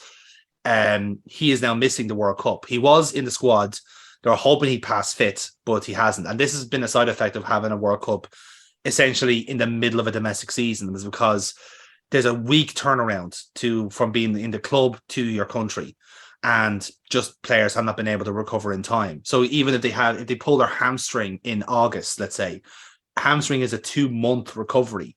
So if you pull your hamstring in September, you're already out of the World Cup, which is an insane thing to say, but that's just, this World Cup is just such an abnormality, like it can be said. So that's actually quite hampered Senegal's chances quite a bit in the World Cup, because they kind of needed Sadio Mane to be there to actively score the Give goals them that for them. boost. Yeah. Absolutely, yeah. Senegal came to prominence in 2002. Yes. When they kind of burst onto the scene. Great country for cult heroes. Oh, yeah. I mean, El Hadji, you have to name one. Oh, God. In 2002, they played a style of football that caught everyone off guard. It was attacking, fluent, and it inspired kind of the next generation of tactical football for the most part. Yes. Before anyone talks about like Barcelona and all this stuff and Messi and all that, Senegal done it pretty much first. And they also have by far the coolest manager. Yeah. Aliou Cisse is a fucking baller. The guy genuinely like a former footballer in his own right, but he just took over the Senegal team as a player and essentially has just kept with the coach for about 5 years now, I think he is. Yeah, he's been the coach since 2015. Yes. The guy rocks up in a proper suit. Like, he's got the dreadlocks, he's got the long ponytail dreadlocks, he's got the suit on. He wears a Puma suit, as in it's an actual suit, it's like a proper 3-piece suit, but it has a Puma logo on it. It's so weird. I didn't realize that like Puma did suits before, but now I want one. Because it's like the Stone Island kit that's just been released. That's it. Yeah, it's so bizarre. It is but weird. So cool. You want one, but then you kind of know I'm never gonna look that good in it because absolutely, he looks super on the sideline. Like, he's like, yes. Be aware, like during the Senegal matches, there will be an awful lot of camera footage of this. So if you're ever wondering why they're talking to the really cool looking guy who would definitely sell you some prime A weed on the sideline, that's the reason why. He's the manager of the team, and he looks superb. Yeah, and like I said, like the actual Senegal team play really good football as well, which helps matter, because a lot of African teams tend to rely on one player, burn them into the ground, and then the team kind of falters. This is what happened to Egypt in the last World Cup, is that it was all about Mo Salah. It was too much like power, like responsibility on one player, and they just crashed out of the World Cup. So Senegal will be hoping, in a very weird way, because Mane is now missing, all the other players have to chip in and do their best, and they probably will, because realistically, they should beat Qatar and they should beat Senegal or Ecuador. So it's really just down to playing for second place. Because the best team in this. You've got more prominent players than exactly, and far better players as well. So Sheku Kouyaté, So, but I think easily the star player will be obviously the captain, which is Koulibaly. Yeah, absolutely.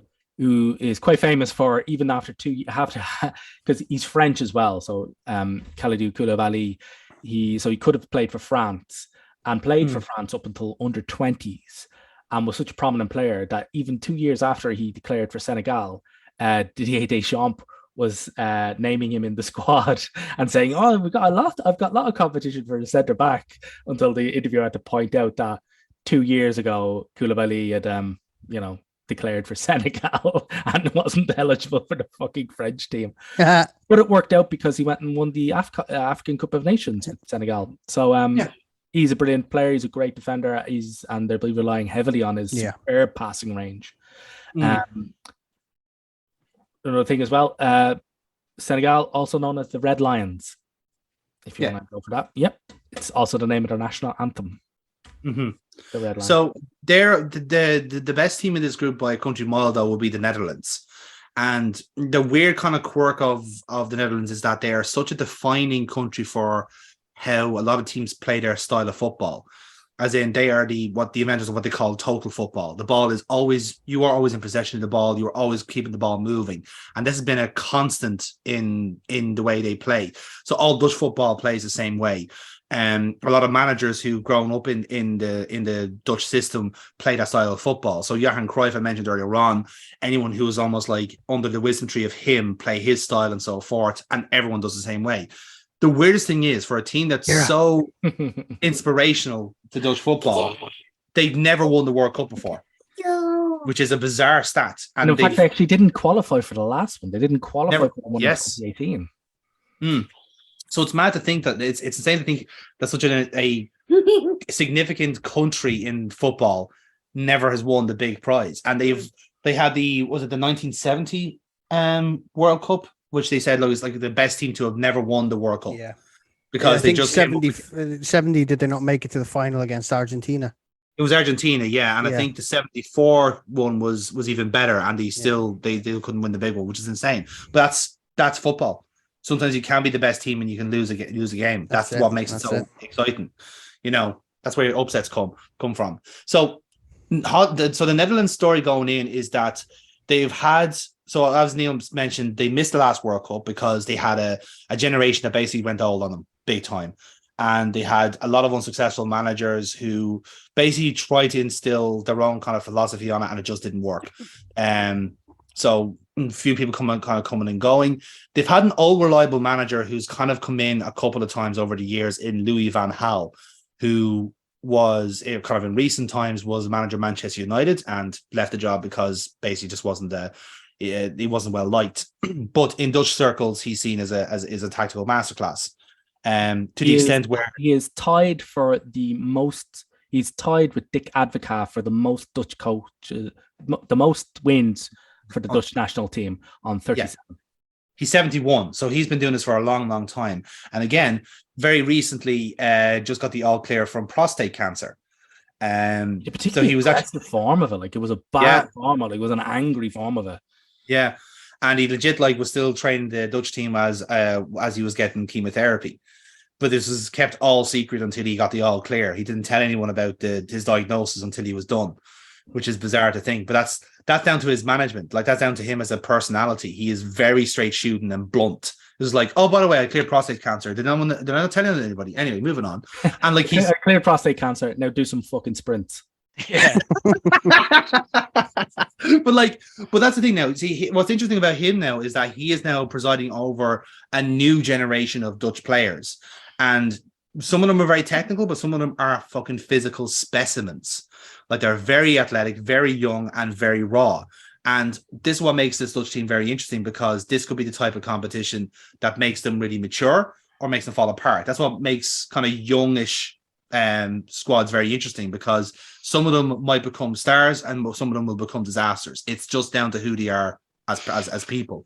So when you have like a Dutch team that has a very experienced spine, so the best player is Virgil van Dijk, who's their centre back and captain. So he's manning the lines, and basically a take your pick of technically gifted midfielders in front of him. And that's basically the bulk of the Dutch squad. They don't have great strikers, and they have a 40-year-old in goal. Which is slightly unusual for the Dutch team, because very unusual, in previous incarnations, the Dutch team have always had world-class strikers. But now it's more so their defense and the defensive midfield are the difference. Now Van Dijk is a fucking one of those crazily talented players. Like he's one of those players that's so talented at football. You're kind of going, this is actually a bit freaky. He makes defending look easy. Yeah, he's also got he's also a knack for scoring goals as well. So when you look up front for them, so when you look at the back, they've got Van Dijk, obviously. Cillessen is their goalkeeper, who's 40. He's got the odd mistake in him. Let's be fucking fair to him. But he's good. He's a solid enough keeper. It's got Timber and De Vrij, because they'll usually play with three at the back. We'll get into the formations a wee bit later to talk to you. But when you look up front, they've got younger players, faster. It's just youth. So they've got, with the key one being Cody Gakpo. He's an example of someone who's broken out this year in club football. He's your breakout star, baby. Yeah, exactly. And he's a good example. By the end of this tournament, expect people to be picking him. Remember we were talking about cult heroes? Cody Gakpo will be up there. Expect his name to be high on that list. If I reckon the Dutch will go far in this, but expect him to be that name because he's fucking super. He's the LJ Cleary of the football world. Yeah. Yes. Of the Irish wrestling world. No, Martin Steers. He's a Martin Steers. Okay. He's on the rise, basically. On the rise, an athletic specimen. And his Fabio is Xavi Simmons, who's also in the Dutch squad. Yes. Yeah. So that's the way I describe him. LJ is more like your kind of reliable, trustworthy one. So if there's one in that team, that Dutch team, it will actually be Frankie de Jong, who has been in. He's broken out already, but yet hasn't quite filled. He hasn't tapped into a professional. We all know he's good, but he hasn't it hasn't all clicked for him yet. Mm-hmm. There you have it. Yes, so that's the equivalent there. That trifecta is there, and like I said, like Neil said, they don't necessarily need a striker in a sense. If you have players like Gakpo and Simmons scoring the goals for you, they'll get the goals somewhere. But it helps to have a number 9, that's someone to kind of aim for, you know. Yeah. But this Dutch squad is going to be good. Yeah, exactly. This Dutch squad is good. Just a wee bit of some tidbits there. Also called the Orangi because they're playing mostly orange kits.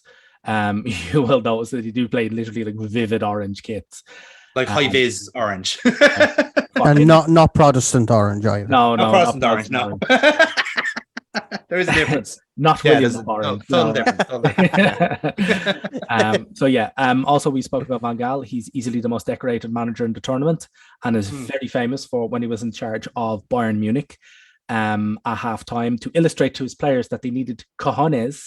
They needed to show more cojones.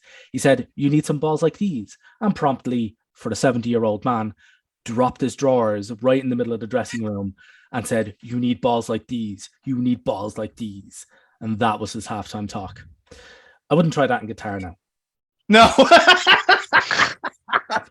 No. That's the kind of manager Van Gaal. There are rules against that sort of thing, unfortunately. Exactly. A man who sneaks out of training sessions of chemotherapy, but during halftime talk thinks nothing of going, "You need balls like these." He's the Vince McMahon of the managerial world.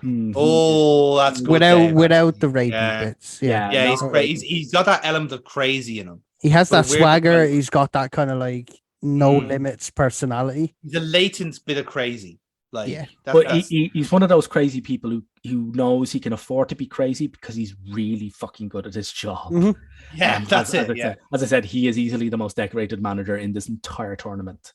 Yeah, hands down. So next up then is Group B then, right? So again, this is the work of the tournament because Group B is essentially paired up with A for the knockouts. So the first in A will face the second of B and vice versa. So whoever the Dutch, like presuming the Dutch will top the group, they'll face the runners-up of this essentially, and this is where the kind of the jeopardy is for a team like England, for example, who will go out to the Dutch potentially. Yes, so they're in a group with Iran, America, and Wales, which is a lot of banter for one group. I can say that much. It is easily one of the banter groups of the tournament. Yeah. The USA versus Iran is going to be the most politically heated game in the tournament. Forget about the hosts. Have you seen the Iran fucking IRA? The team badge. Yeah. IRA. Yeah, the team badge it just says IRA because they've extended the N to encompass in the first 3 letters. So it's fucking brilliant. I love it. When England play Iran, it'll be England versus IRA. A lot of people got IRA written on their fucking thing. On the lads, but so England are a curious bunch, Foxy, because for a country who has the best domestic league in the world in the Premier League, they don't necessarily have the best national team, right? But what they do have is individual classes. They have great players who are hyped and have high expectations fast upon them, and they have a manager who's kind of been nurtured and developed in their very own internal style. But the trouble is that internal style is fucking terrible. So it's a really weird mix of this sounds all good on paper. You have all the ingredients here. How did you end up with diarrhea instead of curry? I don't understand. Kind of way, how could you got this wrong? So England were the finalists in the most recent Euro tournament. They lost on penalties to Italy, which released a barrage of racial abuse to the players who missed the penalties, from English fans, by the way, just to clarify. And they were also semi-finalists in the last World Cup in 2018. So going by progression, they consider themselves to be one of the favourites for this World Cup. And realistically, they should be. But in a weird way, if you kind of like almost read between the numbers, you can tell that this team is not going to win the World Cup for a multitude of different reasons. They're missing a lot of players from injury, players that would be crucial to this campaign, but also the players that this manager, Gareth Southgate, who famously missed a penalty to get England knocked out of the World Cup a couple of in '94, I think it was. And again was brutalized about it for years about it. So he's come back now, bit of a kind of like weird, like ironic fan base. He's the Michael May of English football, if you like. Because like there's no personality there, God love him. There's an ironic fan base around him, all that sort of jazz.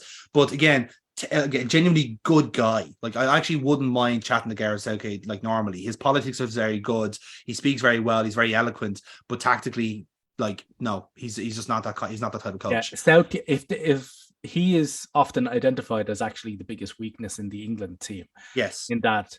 The Athletic put it quite well, that the biggest criticism of Southgate is his satisfaction at winning 1-0 rather than attempting to demolish his opponents. This often means that when in possession, the possession is used defensively rather than to attack in relentless waves. Yeah, and that's the trouble is he plays it very, very safe. He's very negative as a coach, which again is not a bad thing for tournament football, because it's better that you don't lose as opposed to winning like by a massive margin. The poor thing is for England is that they have often their biggest failings is when they've not seen out these 1-0 leads in significant major tournaments. Take the Euro 2020 final to Italy. They went 1-0 up within 10 minutes. Never saw it out. Drew 1-1, went out on penalties. The World Cup in 2018, the semi-final against Croatia, same thing. Went 1-0 up, didn't see it out. It's pretty bad. Also, after scoring in the 2020 final, so that Euro 2020 final, the goal they scored after 10 minutes, that has been their only shot on target since. Which is bizarre. Yeah. When you consider the sheer amount of attacking play, they've probably, and this burns me as an Arsenal fan to say, but they've one of the best strikers around in Harry Kane. They've got lots of great talent getting him the football. But he's not putting it in. They just play too defensively. They play too defensively minded. It's too insular. To their detriment. Yes, absolutely. It's like having like the best bunch of like 30 players and relying on two of them. And that's where the downfall is going to be, because instead of relying on two people to do the job, you could rely on 15. Like their 15 is good enough to win this World Cup if they let all 15 play with a bit of expression and creativity. But a lot of it is down. I think it's down to like internal politics to a certain extent, where everything has to go through this player, has to go through this person, and so forth. It's very structured. But the trouble is that structure is like at this stage 4 years old, which is a long time in football, and especially consider the players in that system are not in good form anymore. So like they're like the defender that Southgate has relied on all this time is Harry Maguire, who's been famously dropped from the United team for being an absolute calamity. Like this is, man, I've never seen anyone so uncoordinated in my life. It's like looking at it's like Bambi on ice when you're seeing him run. The Tifo football thing that we told you about, right? So they've been doing team rundowns, and their comment on Harry Maguire is a player who plays like he's looking for Harry Maguire. So I would agree. I would absolutely agree with that. Yeah, exactly. Fucking hell. So, but even then, in that point, like, so he plays with 3 defenders. He also plays with 2 midfielders in front of them who are defensively minded. So you can do whatever you want with the 2 up front, or the two ahead of the defenders, but he chooses to make them defensive players. And then he also has to play wing backs, which is essentially like your fullbacks, but moved up a couple of yards. But they're also defensive players. So essentially, he's playing with 7 defensive players in a team with 3 strikers. So there's such a disconnect between what he can do with forwards and what he doesn't. And that's what frustrates a lot of people watching their games, because they could be more attacking and more exciting. It's a tactical decision not to, you know. And when people turn around and go, oh, well, is there nothing wrong with like scoring one and clinging on?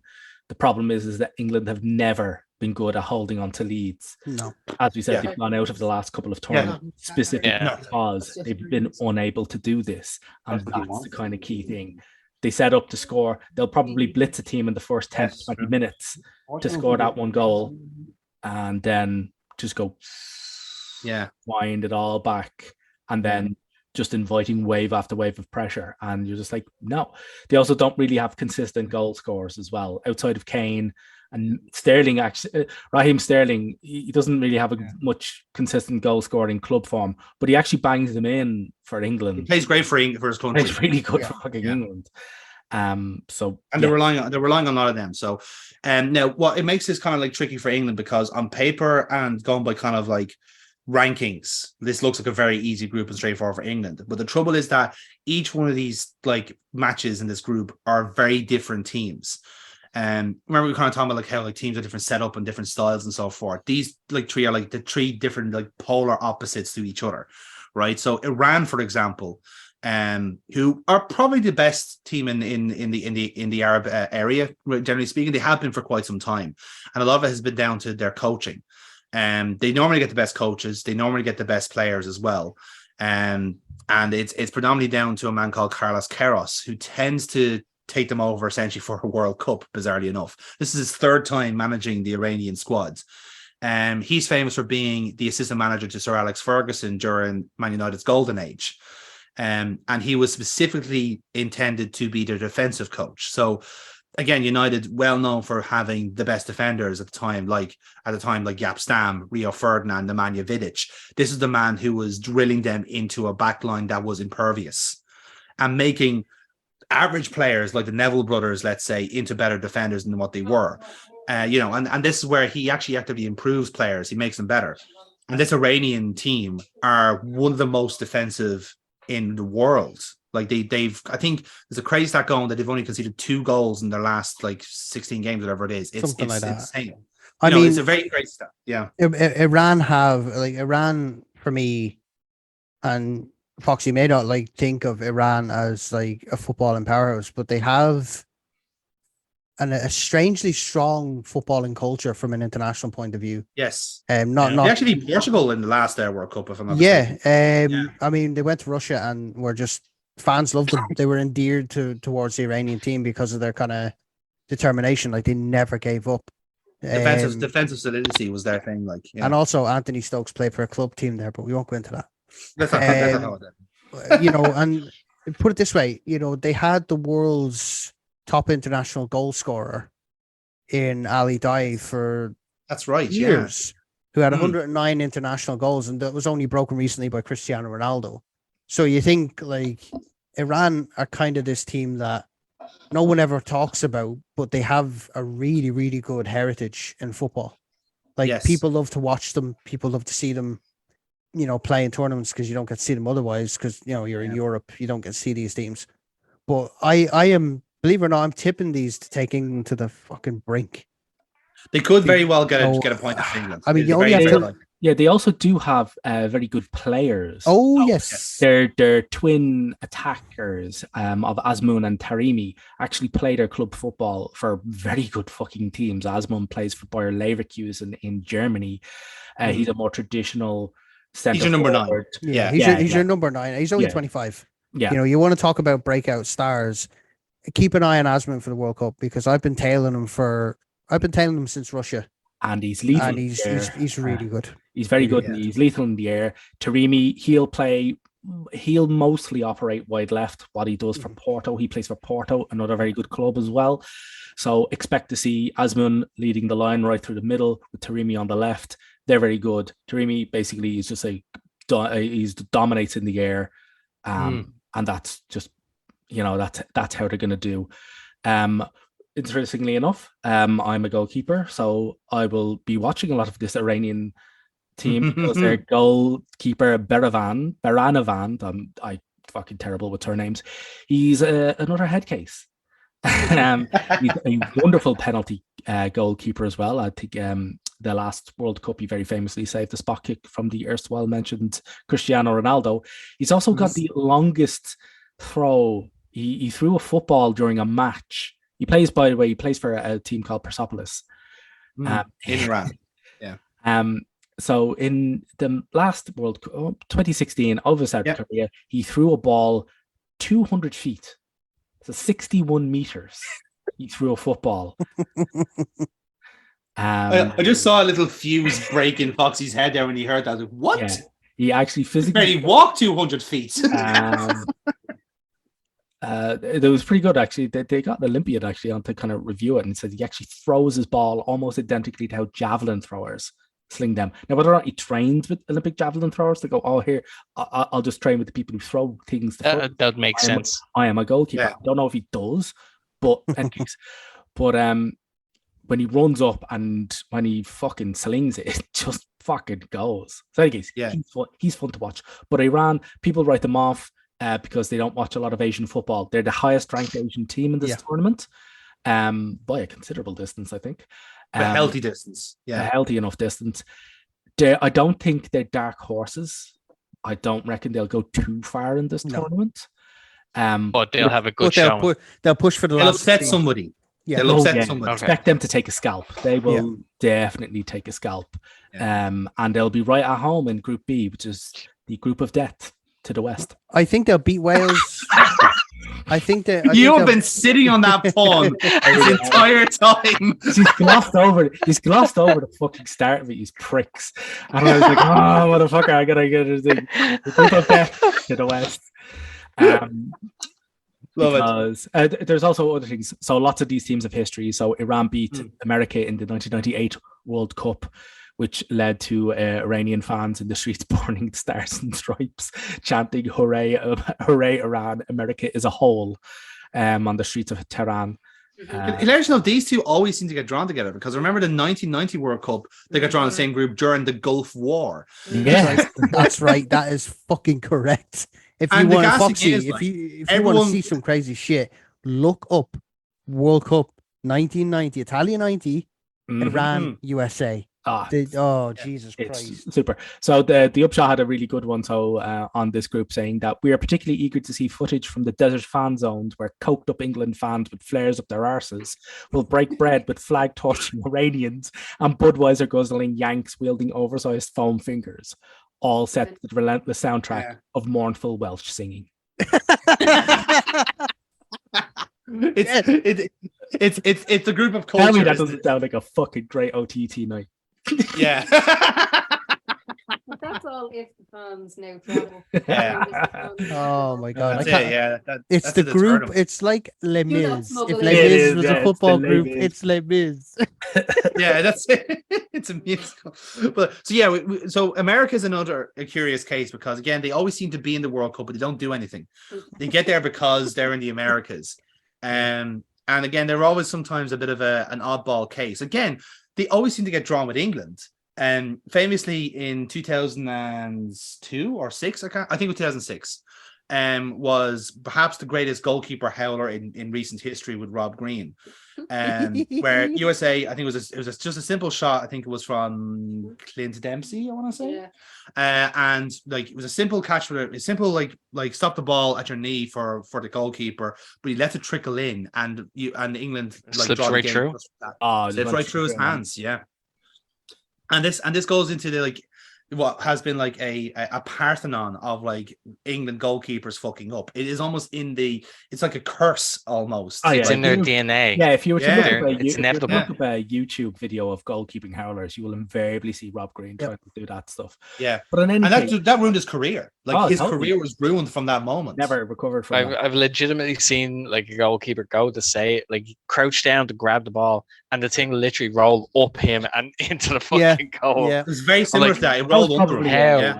America are a team that almost embrace the cringe, right? So if you go to the one thing that always gets me and really makes me like want to punch a wall is how they pronounce player names. It's just a pet peeve of mine. Like it angers me so much when they say Ronaldo. Ronaldo. See, I want to punch you. You do anyway. But the bottom line is, I think people are really underestimating the American team this year, purely from their point of view. They are very different prospects. When we got off the yank baiting, I was going to get back onto the football and say that America basically they've hit this golden generation of talent. Yeah, absolutely. They've the youngest team, an average age of 24. In this absurdly young for a World Cup, by the way. Absurdly young for a World Cup team. In fact, the oldest player in the side is DeAndre Yedlin, who's 29, and is amazingly the only one who's previously played at a World Cup. Yeah. They're the Shelbourne FC of the World Cup. Yeah. So he also has the most caps with 74. Yeah. So it's like hold on to your butts. America, they're gonna fuck some shit up in this tournament more than they usually fuck shit up in the Middle East. To quote the USA, they gonna make it rain. They go make it rain. I mean they've got Serginho Dest is probably one of the top fullbacks in Italian football. Plays for the champions AC Milan. They've got players like Weston McKennie from Juventus, who again, he's probably a fantastic up and coming striker. He, again, as Neil said, like he's one of these players who hasn't quite reached his peak, but he's getting there. Actually, that's a really good segue into something I pointed out as well. One thing to watch is Weston McKennie throwing the fucking ball. Because holy shit, he can throw that fucking ball. So yes, they routinely use Weston McKennie to yeet the fucking ball on throw-ins, absolutely straight into the penalty area. And the thing about long throws, and it's really recent evolution, is that they're trained now to throw it not in a loop, because that when you usually you throw the ball because you have to throw the ball in a certain really kind of, it has to be behind the head. Yeah, it has to be kind of statuesque kind of way. So it doesn't really work for a load of improvisation when you're throwing it in. But for some weird reason, players have now started to evolve in which they can do this behind the head throw, but not loop it, but get in a kind of flat arc. Yeah. Where this spooks the fuck out of goalkeepers because they don't know if they want to go for the ball or they don't know if they want to leave it because the ball's going quite quick, and if they leave it and somebody else's head hits it, that's going to be very fucking difficult. It's like a free kick with your hands. It just goes like a fucking, it just goes like a rocket. Nice it's a way of, it's a way of, the two best people at this are both Irish. For the men's side, it was Rory Delap, who famously got like I think eight assists one season from long throws alone. And recently is Megan Campbell, who plays for the Ireland women's team, who also gets assists from throw-ins. And the thing is, anyone can throw a long throw, right? But 9 times out of 10, you'll get the long throw where all the team have enough time to set up between the 8 seconds of it falling to the ground, whereas these guys literally just rifled it like a free kick, and no teams had time to prepare to do anything about it. It's also handy as well because it's also what bugs. No pun intended. what bugs opposition players, in particular goalkeepers as well, is that you can't be offside from a throw. So you can actually you can stand your players anywhere you want, and as long as they don't hit it on, it's a legit attempt on goal. So you're like, you have to mark literally everybody because you can't just go, oh well, he's offside, I don't need to go near him because the ball goes near him, we get a free kick. From a throw, that rule doesn't apply. Nope. So literally, no matter where they're standing, you can have someone standing on the byline where the goal is, throw it to them, and people will think on the opposite side because they're European and don't get it, are offside and go, whoa, where's the flag? Where's the flag? Oh no, you're down 1-0. That's it, pretty much. And as long as he touches the ball before it goes in, because if you throw it straight in, because Megan Campbell actually did this, who managed to actually throw the ball into the fucking goal, without the touching another player, it won't count. So someone has to get a touch. Somebody has to get a touch. Neil, not to correct you previously, but you did mention that DeAndre Yedlin was the only player in that American team to play in a previous World Cup, and I think you're wrong. I'm pretty certain Tim Ream has represented the USA in previous tournaments. Oh, we'll have to nerd out about that in a bit. We'll have to. However, the greatest thing about the American team is they have a player on their team who's so aptly named as a stereotypical inner city Dubliner. Right? Now, I'm not joking here. It's the greatest thing about the American team is they have a player called Joe Scally. He's a recent addition, isn't he? He does sound like he's playing under his wrestling name. That is a proper wrestling. Imagine walking around like North Inner City. There was just Joe Scally over there. What's your name? Joe Skelly. Joe Scally. Like, you can't say it. Joe Scally. It doesn't sound right. There's also with Joe Aaron Long, Skelly. who is definitely a League of Ireland player. I'm almost certain. Yes. But So yes, well, but that's the thing. Like, they're a very unorthodox team, and again, if you're England, you're looking at that going like that is not an easy game to prepare for, because you have essentially a whole great lot of X factors in one team that can potentially do something to you. A lot of youth, a lot of energy, and a lot of vibrant and a lot of unknown quantities, essentially. And their current god, Christian Pulisic. Pulisic, yes. Pulisic Plays for Chelsea. is playing. Yeah, he plays for Chelsea. They've got another super player, Brendan A. Aronson. And Gio Reyna as well. At least you forget. Absolutely. Timothy Weah's son, or George Weah's son, Timothy. Timothy Weah, yes. Holy shit, I forgot about him too. He played for Celtic, and Cameron Carter-Vickers, who also plays for Celtic. Yeah. They've also got a stunningly named left back, Anthony Robinson. You may think, well, is that a stunning name? It's because he spells Anthony Antonee. Yeah, so it's actually pronounced Anthony. It's Anthony. Anthony. They will have a chant for that. I can absolutely guarantee. Well, American fan chants are famously shit. Yeah. They are one famous example is from the Seattle Sounders, and it's a guy in a lovely Argyle jumper going, "Go Seattle! Fight and win!" Yeah. But in any case, I shouldn't make fun of Anthony Robinson because he is going to be one of their key players. He's a superb left back. Yeah, he is. Premier League with Fulham. Yes. Yeah. And he's just great. He's really good. So yeah, this American team is stocked full of talent. It's coached quite well. It's just really, really good.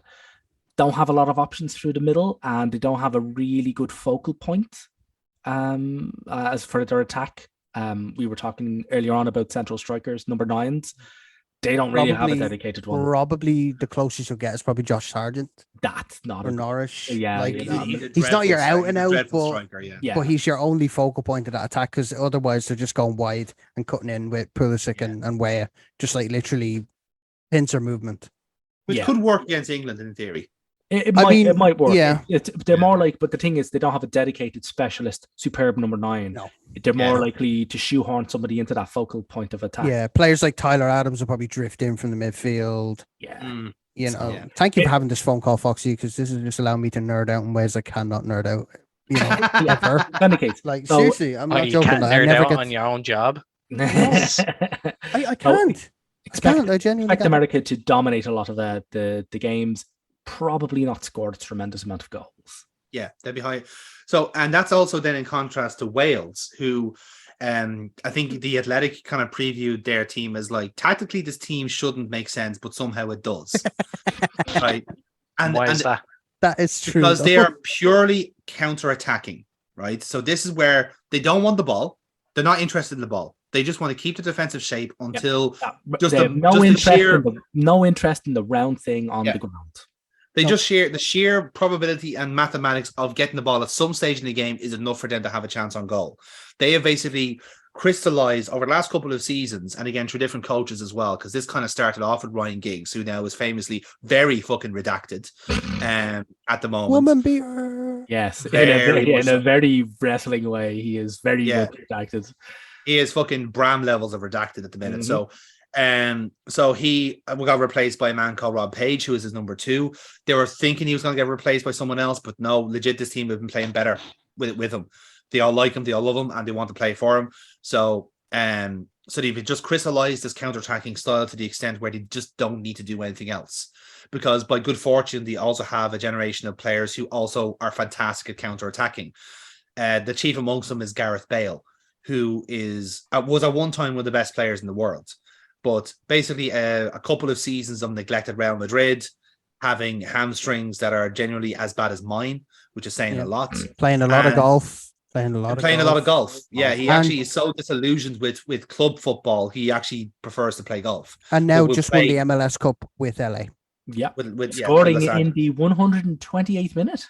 Yes. Yeah, he rifled on the equalizer. He has a penchant for important goals. Funnily enough, we spoke about his penchant for golf. He's actually been banned from taking his golf clubs to Qatar. They have specifically banned him from taking his golf clubs. He is not allowed to play golf throughout this World Cup. That's how much of an issue it is. Yeah. Like that's the level of disillusion he has, unfortunately. But for Wales, he is the team captain generally, and he plays through his skin for them. Because like he is a proud Welshman, he just is so disillusioned with club football, especially when he was around Madrid, where he was never liked. He was bullied from day one, and that just kind of grew from there. But and again, he won them a Champions League. I don't get it. He won them the biggest club competition in the world, and he still gets vilified. Like because he wasn't Ronaldo. That was it. He wasn't Ronaldo. Beckham wasn't Ronaldo, and Beckham was still loved at Real Madrid. We can nerd out about Bale and his Real hatred, mutual hatred in a bit. But yes, Wales basically isn't. I was about to say it's not a team. It is a team, but it's a team that succeeds basically more so as a result of individual brilliance, as opposed to the whole coming together to become more than the sum of its parts. So you've got players like we've mentioned Bale. There's other teams. Aaron Ramsey, is he going to this World Cup? He is. He is. Unfortunately, he spends most of his time injured nowadays. He spends most of his time. Should we tell Foxy about the curse? Yeah. So every time Aaron Ramsey scores, a famous person dies. Mm-hmm. And there's like eerie correlations between him scoring goals and famous people kicking the bucket, literally like that day. Mm-hmm. Yeah. Okay. Any major examples that I would know? I'm actually going to get you the list here now. So you want to talk about? A list. As Jonathan, there is a massive list. There's other teams. There's pacey little wingers, such as Dan James. Kiefer Moore is a really good aerial threat up front. He's 6'5", Kiefer Moore, so he's a target man. Yeah. And I only found out there like the other day, he's actually named after Kiefer Sutherland, the actor. That's why he has the name Kiefer Moore. Just like Okay, I actually have the list here. Before you do that, Dylan Levitt is another one who came through Man United's youth system. Currently at Dundee United. Now he's obviously in a team of dog shit at Dundee United at the minute, so he's not really to kind of help him stand out. However, he has a shot from range on him that will rival anyone at this World Cup. So I would keep an eye on him if he gets game time. However, how is Johnny fucking Williams in this fucking Welsh setup? That guy has spent the last 7 years of his career injured, like on the bench. How the hell is he in the somebody keep those seats warm, man? You know, you like. It's a lot of work doing that. They're in the middle of a desert, you know. You know, those AC units, they're gonna crank them up to full. They kind of get chilly. Somebody needs to warm that shit up. But he's nicking a spot. Anyway, Jonathan, on with the list of. I did have the list there, but then I realized it was an incomplete list, so I have to go again. He's still alive. It is incomplete. He's still alive. We'll finish off with a brief thing of why Wales probably won't go very far in this is because they just don't dominate the ball. As Jonathan said, they're almost afraid of it. They tackle. They don't really get after opponents. They never finish them off.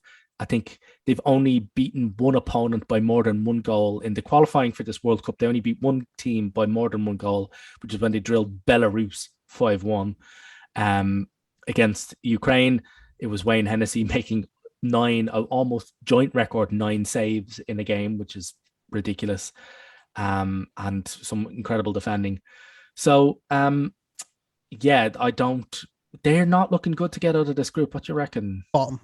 Yeah, they're a counter-attacking team without counter-attacking defense. Put it that way. Like that's it. Yeah, they don't have. When I look at players like Ben Davies, I mean, he's at Tottenham, fair enough, but he is woeful. Ben Cabango, as fun as it is to say, again, woeful.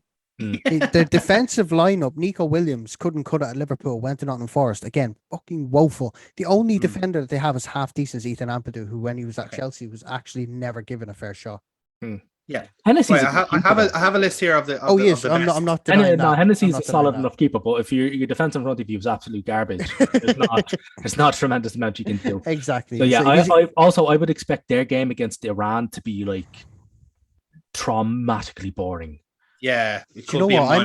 I'm expecting Iran to roll over them. I don't know why. I'm thinking Iran, if they play the way they normally play at a tournament, Wales will just get spanked. Yeah. Okay, I have the full list of the Aaron Ramsey curse. We're going to finish off Wales with the Aaron Ramsey. Ramsey curse, right? So it starts off August 2009. Ted Kennedy dies 3 days after he scores against Portsmouth. Andres Monte dies 2 days after his first goal with Wales. Osama bin Laden dies a day after he scored against Manchester United. Steve Jobs dies 3 days after he scored against Tottenham Hotspur in the North London derby. Muammar Gaddafi dies a day after he scored against Marseille. Big on dictators. Whitney Houston dies, on the line of dictators. Whitney Houston dies a day after he scored against Sunderland. Ray Williams and Boris Berezovsky both die as Ramsey scored twice on March the 21st. So the numbers also keep up with the celebrities. Yeah, exactly. It continues on. Ken Norton dies the same day he scores against Marseille. Paul Walker, same day he scored against Cardiff. Robin Williams, the day after he scored against Manchester City. Ruben Carter, same day he scored against Hull City. Oh, yeah. David Bowie, a day after he scored against Sunderland. Yeah. Yep. That prick. And if you remember 2016, 4 days later, Alan Rickman died. That was the day after he scored against Liverpool. A cunt.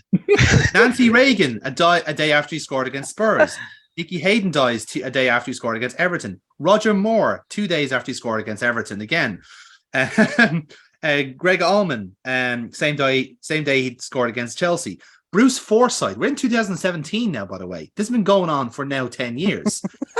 A week after he scored against Leicester. That's a bit of a stretch now, in fairness. Ken Dodd and Stephen Hawking. Ramsey scored against AC Milan twice. Eric Bristow, same day as Ramsey scored against CSK Moscow. Burt Reynolds, same day he scored for Wales. Keith Flint and Luke Perry, 2 days after Ramsey scored against Tottenham. Kenneth Kawoundas, who was Zambia's first president, 2 days after Ramsey scored for Wales against Turkey. And I think the most recent one is, there we go. June Brown, who was Doc Cotton, passed away the day after Ramsey scored the opening goal against Celtic. And the most recent one to date, August the 8th, 2022, Olivia Newton-John, the Greece star, died the day after Ramsey scored his first goal for Nice. And like how the Queen evaded Gordon Ramsay, Aaron Ramsey is beyond me. Yeah. He wasn't fit at the time, Dave, in fairness. He wasn't fit at the time. He's also injured. No, he had missed the penalty against Sevilla in the Europa League final that saved the Queen. Saved the Queen.